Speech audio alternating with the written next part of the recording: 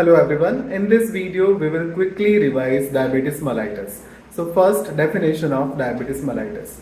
Diabetes mellitus is a metabolic disorder which occurs due to absolute or relative insulin deficiency and characterized by hyperglycemia, that is increased blood sugar level. Now what are the types of diabetes mellitus? So there are two types of diabetes mellitus. One is the type 1 diabetes mellitus, which is also known as the insulin dependent diabetes mellitus. It is more commonly seen in the juveniles. Ketosis is more common in untreated case and the circulating insulin is absent. Then type 2 diabetes mellitus, which is known as the non-insulin dependent diabetes mellitus, and it is mostly seen in adults. Ketosis is not that much common in untreated cases. Circulating insulin is either normal or it is increased, and it can occur in obese adult as well as in the non-obese adult. Now what are the cardinal symptoms of diabetes mellitus? So in the diabetes mellitus there is a hyperglycemia.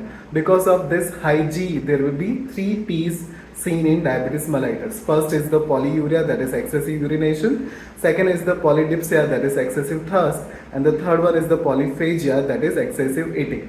Now, what are the complications of diabetes mellitus? So, complication of diabetes mellitus is categorized into two categories. First one is the acute complication. In the acute complication, there will be the recurrent infection, there will be the hypercholesterolemia, there will be the diabetic ketoacidosis.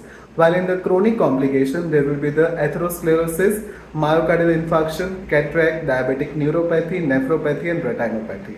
Now, how to diagnose the case of diabetes mellitus with the help of OGTT value. So in the OGTT, if the fasting blood glucose, if it is greater than 126 mg per deciliter, and the 2-hour post glucose load value, if it is greater than 200 mg per deciliter, then it is considered as a case of diabetes mellitus.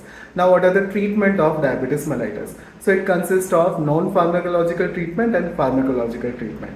In the non-pharmacological treatment, it includes lifestyle modification like weight reduction, exercise, meditation and consumption of high protein diet and the less consumption of carbohydrate rich diet.